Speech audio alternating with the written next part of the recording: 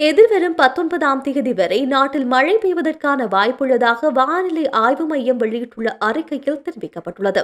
அதற்கமைய தற்போது பாதுகாப்பான இடங்களில் தங்கியுள்ள மக்கள் தொடர்ந்தும் அங்கேயே தங்கியிருக்குமாறும் தேசிய கட்டட ஆராய்ச்சி நிறுவனம் கேட்டுக் கொண்டுள்ளது.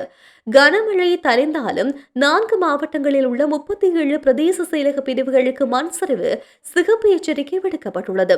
கனமழை தொடர்ந்து தேசிய கட்டட ஆராய்ச்சி நிறுவனம் இதுவரை 494 இடங்களை ஆய்வு செய்துள்ளதாக நிறுவனம் சுட்டிக்காட்டியுள்ளது. வடக்கு கிழக்கு பருவப்பேச்சு மழை தீவிரமடைந்தால் மண் சரிவு சிகப்பு எச்சரிக்கை மேலும் பிறப்பிக்கப்பட உள்ளதாக அந்த அமைப்பு தெரிவித்துள்ளது.